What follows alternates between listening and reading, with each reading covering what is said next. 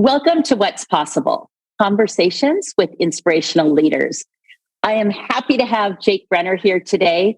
Jake is the founder of ShipLab, and I wanted him to come because I've watched his career path over the years.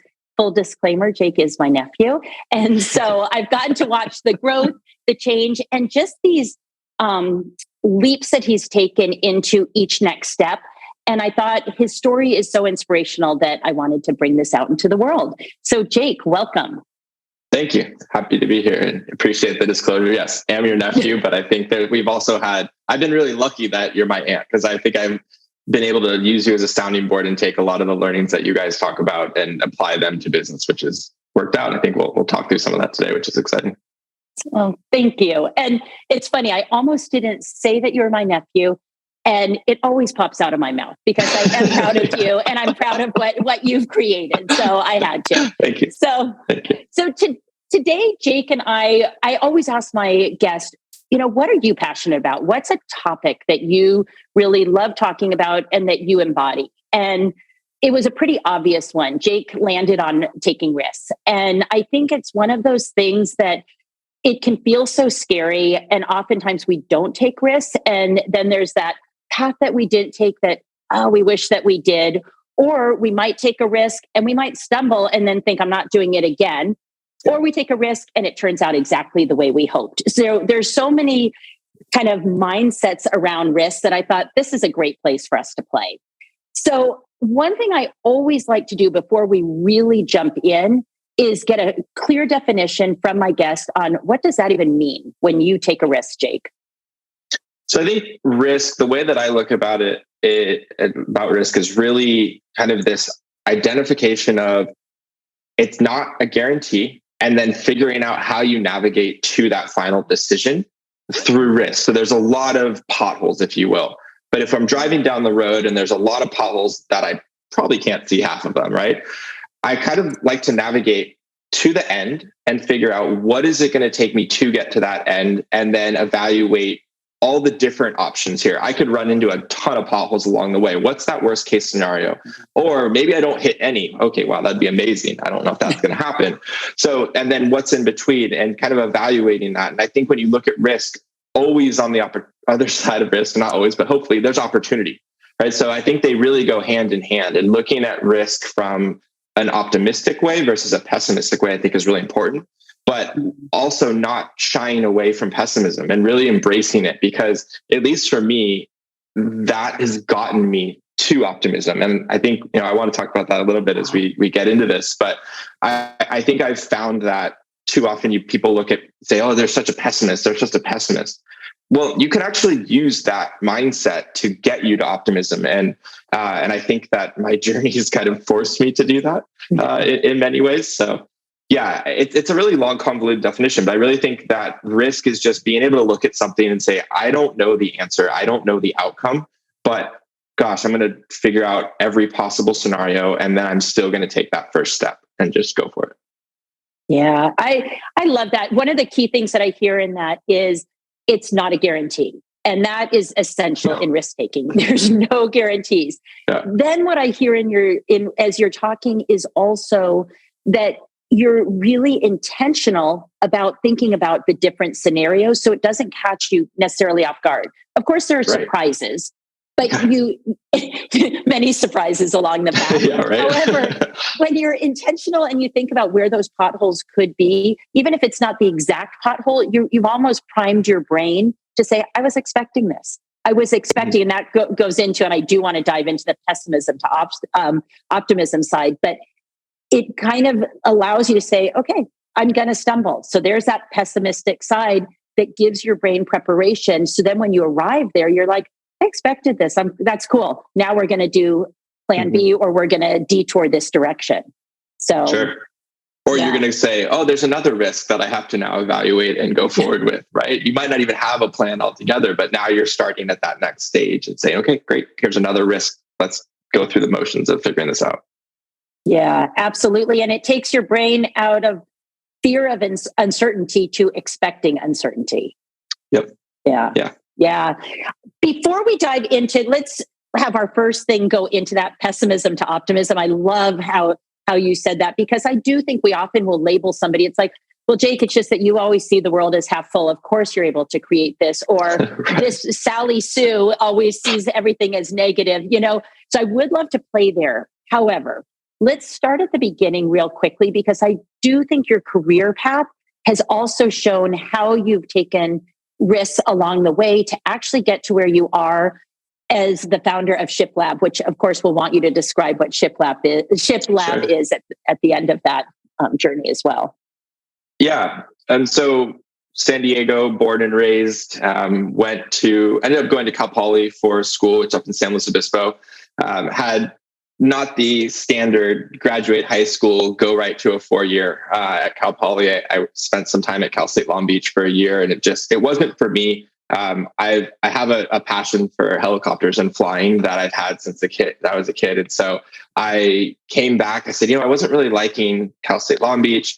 And I happened to go on a camping trip with my parents, as well as I had this weird breakfast with my grandfather, and he was talking about passion and channeling your passion and what you're really passionate about. And he said, "What's yours?" I said, "Helicopters." He said, "Why don't you do it?" I don't know. I can't afford it.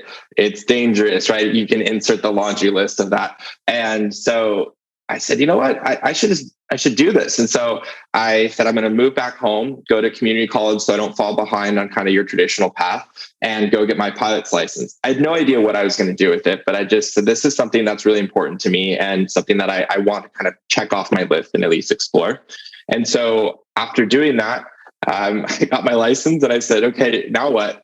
I don't know if I want to do this as a career. I've always wanted to have my own business. That's kind of been my goal in life. And ended up saying, okay, I'm going to put this on the back burner, go down my path until I find kind of the next fork in the road. And that ended up being Cal Poly.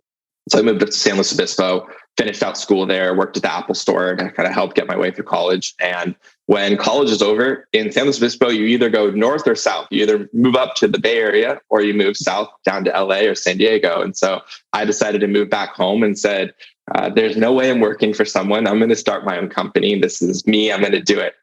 And so I proceeded to live under the stairs at my parents' house and try to start this, right? And it was truly like your Harry Potter type situation under the stairs of figuring out what business I could come up with. And I had a few little failed ideas and I ran out of money. I literally was living at home, so I didn't pay rent, and that was the only thing. And my mom took a photo of me holding kind of like my last dollars or bonds that she walked me down to the bank to cash in from, like, I got as a baby. And that was it. So I had to get a job. So I worked at an advertising agency in downtown San Diego for about a year and a half. And I loved it. I loved the culture. I loved just the energy. We had an incredible team. I still keep in touch with them to this day. And then I got an email that said, hey, we're going to pay you twice as much money to do what you do. And I said, oh man, I could be happy with twice as much money, because of course, right? Like money and happiness, like those go hand in hand, right? And so I took that job and commuted 45 minutes each way to a company that I just didn't align with, which was such a bummer, but I just didn't. The people weren't bad people. It just wasn't my scene. And I just wasn't happy. And I found myself looking forward to driving home. Again, I had 45 minutes each way to think about how unhappy I was, which probably didn't help. And so I put together a plan and said, you know what, I think I'm going to take this next step. And I guess this is a risk that I'm going to take and in the span of a month, I quit my job, proposed to my now wife, and moved. And I don't know why my father-in-law said, yeah, that's a great idea. You should definitely do this. But for some reason, he gave me the sign off, and here we are. And so I started just doing consulting on my own. I started small. And I think that was a key thing for me, is looking at risk and looking at how you approach something. All too many times you put together this massive idea in your head of, I need to have all these checkboxes done before I can get started. And that's just not true. And I'd had all these other little projects and businesses. I had the business card, I had the website, I had all this. Well, that was so distracting from just taking that main step to getting the business going. And so I said, for this time, I'm not going to do it. I don't need business cards. I don't need a website. I'm just going to slowly do the best I can for the clients that I am working with and hope that they tell someone else. And so that was my way of kind of mitigating risk and saying, just keep a really small footprint and start. So I did marketing for a little while, and then I saw a need for a business within the e-commerce space. I was working with companies that were selling products online, and I was also doing the same. And we were shipping products out of our garage. And it got to a scale where my other co-founders, his parents were helping him in their garage, and I was doing it out of mine or driving to a storage unit. I said, this is a joke. My wife wanted the garage back, which I can't blame her on that one. And so we kind of met, and I said, I think we could do this. And so that's kind of where ShiftLab started. And on the back of, a napkin is kind of the way of looking at it. We used an Excel spreadsheet, and it was the most rudimentary spreadsheet ever. And we were high-fiving, looking at it going, oh, this is great. Like, we're going to make so much money off of this. Again, there's your money thing. And that's just not true, right? Like there's so many line items that were missing on that spreadsheet, but I think there's almost like this ignorance that we went into it with that is kind of important, right? And we look at taking risks. You want to identify all those potential pitfalls, but don't get caught up on them because you're just going to talk yourself out of something. And so, that was 5 years ago. We work with a variety of different companies, whether they're really small startups all the way to some bigger brands that are in larger big box stores. And over the last 5 years, we started from one warehouse that was 1,100 square feet. We had to personally guarantee it. And that basically means if anything happens, they're coming after me, my house, and my personal life to pay the rent. So we're in. And so we've really grown from there. In the last 5 years, we have almost 150x'd our size, which has been really exciting. And the journey along the way, we now have about 30 team members, and it's been a heck of a journey. But yeah, we're here and here to talk about it. So I think that's a good thing. That's what I love. It's so exciting for me to watch, and one piece that you didn't share with the listeners is from the time I think Jake was maybe 13, he was walking around trying to get someone to hire him. And I think the California state law was 15 or something or 16. And so finally, when he was legally allowed to do, he did whatever work you could do where you weren't working for a big employer, whatever, anything contracty or something, or neighborhood wise, mow lawns. But you've always, from day one, as soon as you could, you started working and to be able to support yourself. And then that's what I also think is really important. Oftentimes people think, well, of course you could take a risk because you had this whole bank account, but no, you've been working from day one, trying to save money and to the point of, obviously, like you said, fortunately, you were able to live under the stairs like Harry Potter for a short period of time, which is a safety net. However, it has been a path of really building yourself from day one with your funds that you've earned, and then taking the risk with real money that could take you all the way down. And I think that's always something to think about, because it's easy to have that mindset of, well, he could do it because this, or she could do it because of that, and really stepping back and realizing what thoughts are getting in my way, and possibly I can do it because of the situation that I'm in. Because as your story shows, if you start to really dream it, I know that sounds hokey, but if you dream what you want and you start to lay it out and actually act. And that's one thing I want to highlight, where you said, I got lost in the kind of the pretty stuff of it, the business cards, the website, which yes, that can be important. At the same time, it can also be something that is a great procrastination tool in terms of so much. Not jumping in. And so for you to get to that point where you said, wait a second, I'm getting in my own way. How do I get out of my own way and create what I'm hoping for? It's a facade, right? And I think that's kind of what I came to it, is I looked at all these things and said, why am I working on a logo for so many hours and working on this and this and this? Because it's a facade. And I think that if you look at any organization, any business, it's literally just a bunch of human beings. Like that's all it is. Like any organization, a business is just a bunch of human beings. And so why are you trying to be this big brand and so on when you're not, right? And I've even talked to people that created different email addresses with different names so that they'd have an accounting department that had a name. And like, why are you doing that? Right there, just be yourself. And I think if you can connect with someone and build that trust with someone, there's your first step, and focus on that relationship. That's what matters. The money will always follow. If the relationship is strong, that's what matters. And so it just, I had this moment. I realized I'm just trying to build all these facades for no reason. So it's true. Yeah. And I think you're so spot on with relationship. I notice that in the work that I do. And even if I'm going to hire somebody, it's all about relationship. It's authenticity, it's trust. And knowing, I know your work ethic similar to mine. If we can't provide the very best solution for our clients, I'm going to refer out. That is way more important to me, that our clients are in the right hands, than I try to makeshift something to grab the client. Absolutely not. If you always look at client first, the relationship, showing up truthfully, authentically, you're going to win. Absolutely. And that's our mindset at ShipLab. You know, in the industry that we're in, there's just a bad taste in people's mouth about 3PLs and outsourcing your warehousing because it's not you don't have full control over it, right? There's another company handling your warehousing and lost inventory and theft and all of that.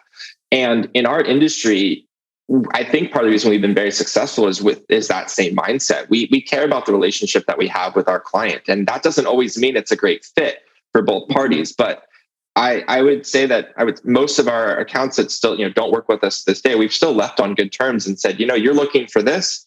We can't offer that anymore. And unfortunately, it's just not a good thing. And we've been successful by being authentic and being transparent and just caring about the relationship and not caring about the money as much. And I think that's a big transition that I've made in life and allowed me to say, okay, I want to look at risk outside of money. Yes, money is really important, but if you don't live above your means too much, then you should have some tolerance there. And I think that's a really important piece of it too, is that when you mentioned when I was starting out living at home, none of my friends, lived at home. They all had great jobs. They were making great money. They lived in nice apartments, and I didn't have that. And there's such an insecurity that comes with that. But the sacrifice that I was making then was in the hope that I would be able to take a risk, and it wasn't going to put me on the streets, or it wasn't going to put me in a tough spot. And I think that's an important part of evaluation of risk: is what is that worst case scenario, and how bad is that?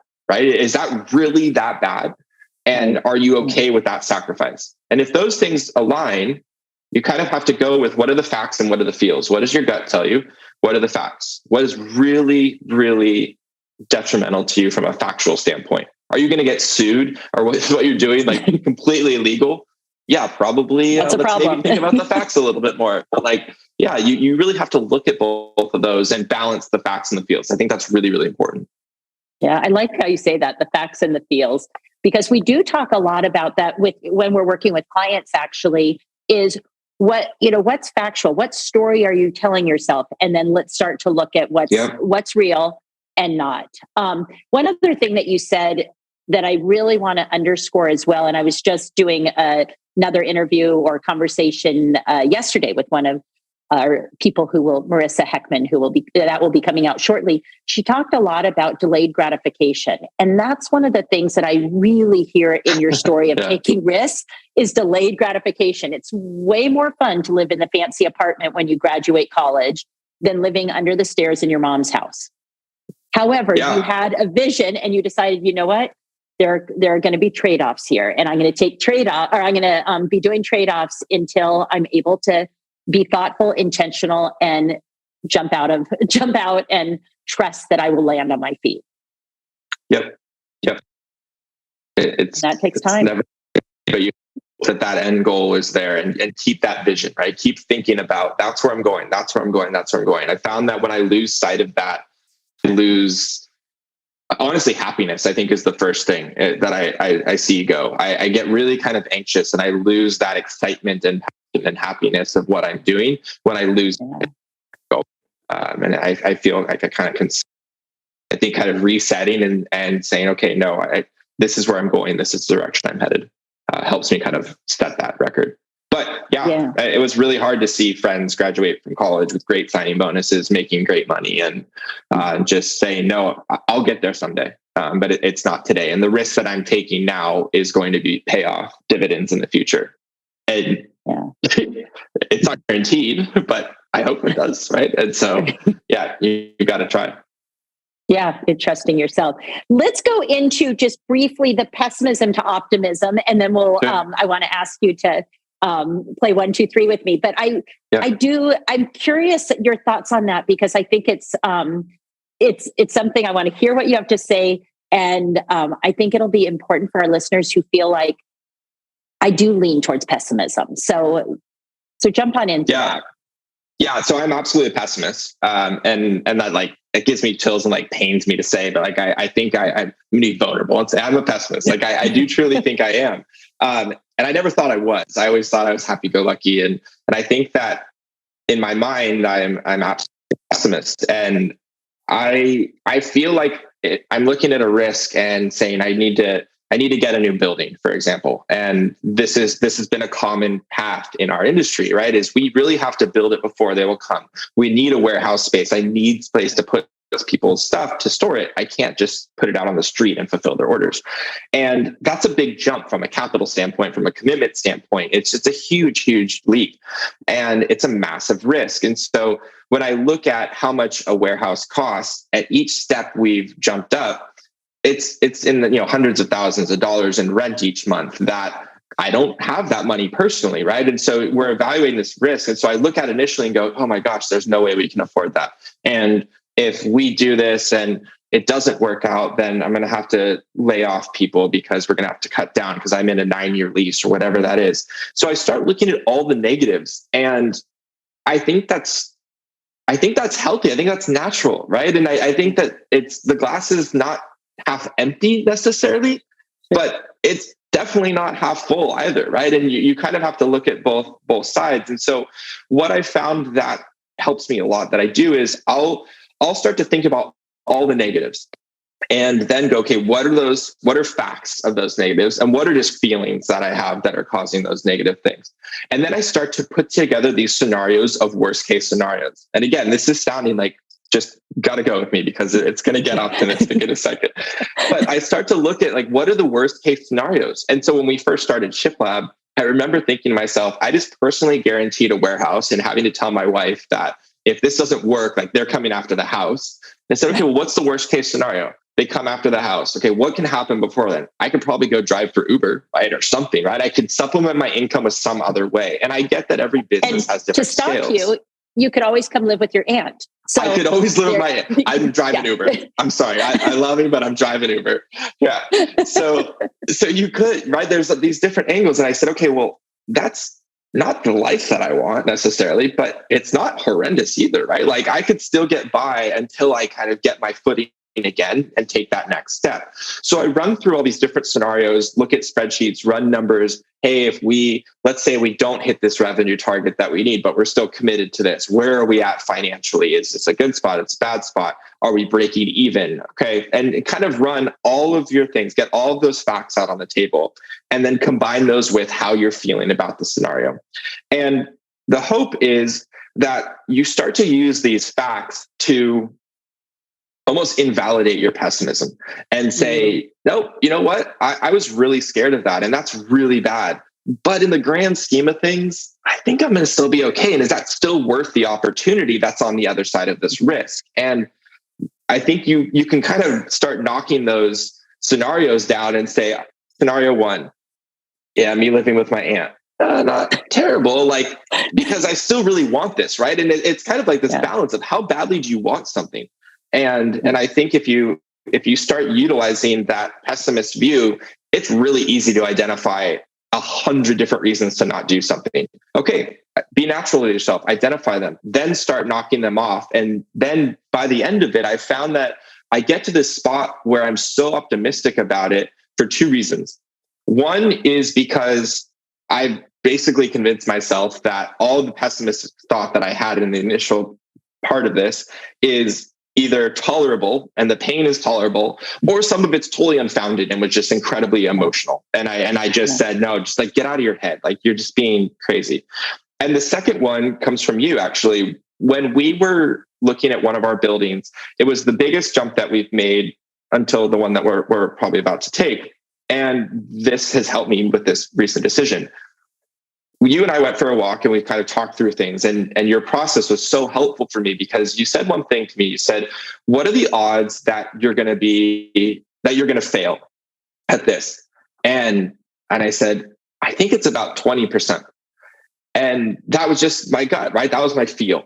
And you looked at me and you said, wow, that actually doesn't sound that high for how stressed you kind of seem about this scenario. Why is that 20%? And I said, because I'm not going to give up. And I think that part of it is the other piece, is having that confidence and knowing that when you get through all these exercises of invalidating certain pessimistic things, you build more confidence in yourself. And so I'm going into this and saying, I'm not going to give up. I have an idea of what potholes are ahead, but I don't think I'm going to give up. And so you said, okay, well, if I went to you and said, there's an 80% chance that this investment's going to hit really big, would you take those odds? And I went, yeah, absolutely. Right. I think especially nowadays, like I'll take that. And so that confidence in myself allowed us to take that step, and we did it. Right. And we took the step, and our warehouse was full in like a matter of months, and we had to do that process again and rinse and repeat. But that's kind of the flow that I go through to take that pessimistic view and embrace it and really let it channel in pessimism as an ideation tool. Is kind of how I look at it, and then work through that as factual as you can. That is so healthy to do and helpful to share, because I do think we are predisposed typically to kind of leaning maybe toward more pessimistic thinking, or leaning more towards optimistic thinking. We do know that 40%, that's like 50% genetically predisposed. 40% is what we think, feel, and do. And what I'm hearing with you is you're leaning into that 50% of genetically predisposed that way. And then you're leveraging the heck out of the 40% of think, feel, and do. It's like, okay, now what do I want to do with these thoughts that I'm having? And you're really using them to then make that educated risk, you know, and intentional risk. And what I love that's really a key part of the risk that I'm hearing for you, and I know we talked about this on the walk, is I'm not going to give up. And that's your zone of control, because we can't control what the economy does. I mean, if we've learned anything from COVID forward, we have very little control of a lot. So then it's like, okay, well, I know I'm not giving up. So it might not be that the course that I was going to take is still, the course that I was planning to take is still there. It might be that I need to take a detour, but I know that I'm not going to just say the course isn't there. Oh God, I'm done. That's not it. It's, I will not give up, and we will figure out how to make this work. Right. If you think you're going to get to that first challenge and give up, don't start. Don't start. I mean, that's kind of it, right? Yeah. Like, and I don't mean that as, again, that's not meant to be a data thing, but like, just try it, right? And know that you're going to, and expect it. Expect the unexpected, right? As cliche as that is, it's true, right? And I think every person's scenario is different. In my case, it was starting a business. And so there's tons of unknowns there. In larger organizations, it depends. But if you start to look at all these different scenarios and identify the challenges as best you can, and then keep a whole bucket of, I have no idea what's in that bucket, but it's probably going to get dumped on me at some point, just know that it's there and expect it. Then it gives you that confidence, I think, a lot. Yeah. Well, and I feel like so much of what you're talking about is you're leaning into your emotional brain at the beginning and just saying, oh, hello. I know that you're getting anxious. And it's like, okay, I'm going to feel that. And then I'm going to access my thinking brain, so let me feel this piece and then access the thinking brain and move forward. Yeah. Oh, okay. So there's a final piece of this that you just made me think of when I said that is, once I have that decision to do it, I've found, and I don't know if I agree with my own tactic, but this is what I do, is I find that I tell people about it and I say, this is what I'm going to do. And I think it comes from being raised to not let people down, right? It kind of goes back to relationships too, and saying, I value relationships more than anything in the entire world. And I don't want to let people down. My biggest fear in life is failing someone. And so when I think that subconsciously, when I start telling people, hey, we're getting a new warehouse, this is what we're doing, I tell my team it's this excitement from other sources, right? Which kind of helps you go, yeah, this is good, this is exciting. And you channel that external energy. But at the same time, it starts setting these bars and going, hey, you told a lot of people that you're going to do this. So do it, right? Don't sit there. Like, are you going to have to call them and go, hey, I remember I told you I was going to get that new warehouse? It's a lot of phone calls to make. And that's embarrassing, right?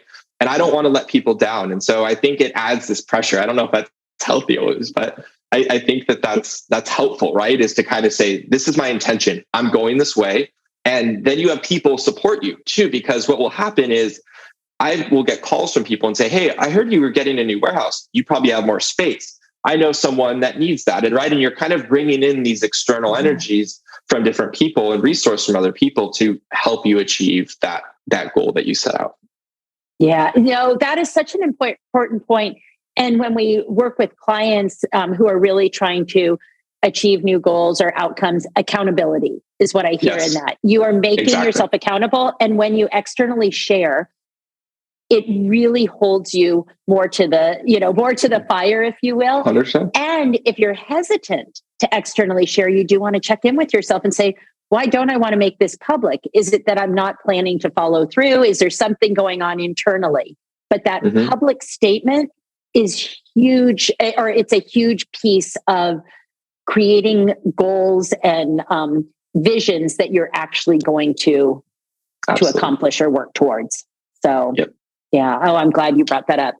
All right. So are you ready for 1, 2, 3? I hope. See, there's that pessimism. Dang it. Exactly. No, absolutely. Let's go. I'm in. Let's do it. All right. What is one mindset shift that you hope our listeners will take away? I think we've probably beat a dead horse by this right now, but it's embracing that pessimism. I really think so. It's not ignoring that emotional initial reaction and saying, you know what, this is how I feel. Don't push that away. Embrace that and use that as an ideation tool to figure out what are all those things. And in any good brainstorm, don't start critiquing it right off the bat, right? It's easy to go, oh, this is going to happen. Oh, no, don't try to figure it out. Just say, okay, this is what I'm thinking. Maybe jot it down somewhere or something. And just embrace that and start there. That you have to just start. So start with the emotional side and be okay with it, with an intention that you're going to get to an optimistic side. Yeah. I really love how you say, don't kind of knock your idea down in the process. It reminds me of one of our coaches on our team who also runs writers groups. And so that's her specialty. She always says, don't edit while you're writing. Just get it all out there. Because if you're editing like each sentence and you're looking back at it and thinking, you're never going to get that article, that blog, that book done. So get it all out. And then you can go back and edit or revise or what you need to do to get it in the form that you hope for. So, absolutely. Yeah. What are 2 ideas or facts that you hope people take away? So just do it would be one. I think that as you come up with that emotional side, it can kind of get you into a negative mindset, right? And say, okay, I don't want to do it. I don't want to do it. And that's a trigger of you trying to solve those issues at that time. It's because you're not going to be able to. And so I think that can push you back. So the one that I would say is literally just do it, figure it out, get your hands dirty and jump in. Assuming, a legal disclaimer, assuming there's no blatant legal issues here, right? Or something like look at it from, I'm just going to do it. I'm going to figure it out. So that would be my first. I don't think it's necessarily a fact. But the other one I would say the idea is the question that you asked me, or what are the odds? And I think that's a really important one. What are the odds and why? So just do it. But that's really closely related to the second idea of what are the odds of this working or not working? And what impacts that odd? And are you okay with that? So I think those would be kind of the 2. So it's kind of goes back to calculated risks, right? And yeah. Calculated risk and then jump and go for it. Sure. Yeah. Yep. 3 actions so that our listeners can say, you know what, I'm going to do this. What are 3 kind of immediate, I'll say low hanging fruit. They don't necessarily need to be low hanging fruit, but what are the simplest actions people can do? So I think what I'd like listeners to do is walk through 3 questions based on a previous situation where they didn't take risk. Because I think it's very easy to do a debrief after something did. And you look back and all too often, I think we regret the things we didn't do more than the things we did do. And so I think what I'd love listeners to do is walk through the following exercise. And it's look back at a risk that you didn't take. So start with question number 1 is, why didn't you do it? And to be honest with yourself. And the answer was, I was afraid. Totally okay. That's a valid reason, right? And I'm afraid every single day. Like that just happens. So identify, what was that reason? Why didn't you do it? Maybe you were just too emotional and you never got past that kind of emotional side. Okay, great. So then step 2 is, what is the worst case scenario if you did do it? And how does that compare to where you are now? Is the delta between what that worst case scenario was that didn't happen and where you are now, is the delta between the 2 almost worth the regret, if that makes sense? And again, I think that's kind of negative, but I think that's important to look at and know that delta isn't even a guarantee, because you're looking at the polar opposites. You're looking at what's worse, and what's where I'm at now. Well, if worse doesn't happen, you're probably closer to here, right? And how these 2 are related. So really make that evaluation of what was worse and where I'm at now, and how bad was that worst case scenario. And then the third is, what are the facts in the field of that scenario? And I think what I'd like listeners to do is just to kind of walk through those steps with a risk that they didn't take. And I think that's really important, because you know everything, right? Hindsight's 2020. You've seen how that played out when you didn't take that risk. So you should have answers to a lot of this by now, versus saying, what's a risk that right now I'm really thinking about not taking? And I think once you go through the exercise on a historical event, then take that same learning and those same 3 questions and process and apply it to a current risk that you're evaluating.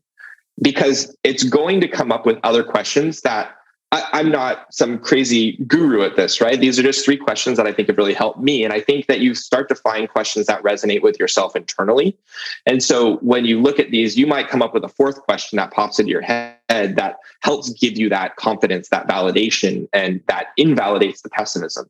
And if that works for you, great. Like that should be one of your questions that you ask yourself. So take those and then apply it to a current risk that you're evaluating, and just see that end result. And if all things point to, hey, I think I should do it, then just do it. Just try it, right? Assuming that worst case scenario doesn't mean jail time or bodily injury, then try it, right? Like I think there's probably a few others there, but then do it. So I think that's just it. It's taking action. There's so many reasons not to do things. There's so many reasons. There's really just one to do it, and that's to be true to yourself and trust your gut. And so it's important to get to that point as best you can. It reminds me, there's a book called Feel the Fear and Do It Anyway. And I love that book title. So and that's really what you're talking about, is feel the fear and do it anyway. And I really like how you look at something historical that you didn't and evaluate that scenario to then launch forward. And I almost wonder if it would be helpful too, to look historically, look back on something that you did take a risk on. And ask those questions too. What worked? Why did you take it? Of course, I know this is the so optimistic. Dang it. Are we related? Because somehow I got the pessimist genes. Yeah. No, it's true though. I think that's a great way of looking at it, right? Is why didn't you do something? But also, hey, you took a risk. And I think to your point, we've now moved warehouses, way too many times. Let's just put it that way. I think my team would agree. But we've figured it out. Right. And we've evaluated it and we've figured it out. And so that should build that confidence and say, last time I took a risk, like you said, did it work out? Yeah, it did. Okay, cool. Like, let's take that mindset and apply it to this next one. So I think that's a great glasses half full way of looking at it. So you could do all three scenarios, but as you know, from a positive psychology perspective, we are looking at. Oftentimes, people say, you know, oh, is it just happyology and just you want to be happy all the time? Yeah, no. Positive psychology is how do you struggle well, and what are the tools to struggle well, exactly. and how do you look at what's right and get more of that?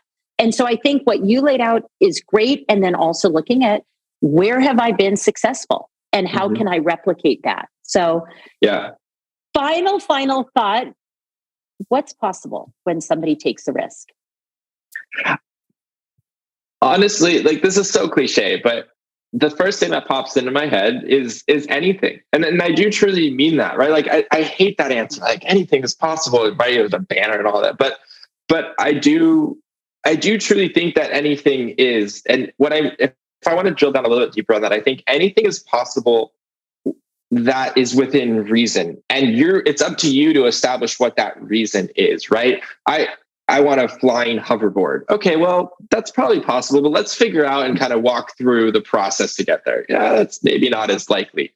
Well, anything is possible and it becomes much more realistic. And I think that's the part of it that's really important is that if you have that initial feeling of pessimism or these emotional sides that tell you, no, there's your instant block that, no, this isn't possible. That's not true. The second you start working through that, you might find that maybe option A wasn't possible, but option B that you never even considered is possible and viable. And so I think that what I mean by anything is possible is not some stupid cliche, like really anything, but rather a lot of things are possible. Maybe that's the better way of putting it. And I think then you go into and identifying what's most important to you.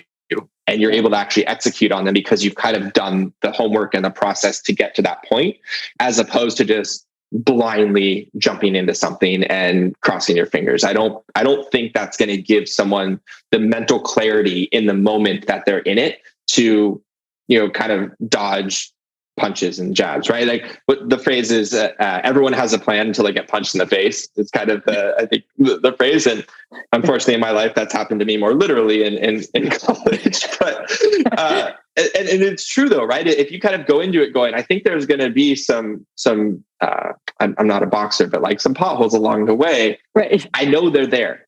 And I think you're able to achieve so many things going through the proper exercise and kind of preparing beforehand. Hate the cliche answer, but I think that I do truly think it is. Anything's possible. Yeah. Anything is possible. Go for it. Yeah. Jake Brenner, thank you. Of course, I love spending time with you. So thank you for agreeing to be with me today. I think I got something out of it too, right? A lot of self-reflection here. So I don't think this is a one-way street. I'm very, very grateful to be here too. Thank you. And you see, there's your optimistic side. You got something. There we go. I love it. Started off pessimism. You embrace the initial pessimism and you end with optimism. That was perfect. I love it. Thank you. True. All right. Thanks. See ya.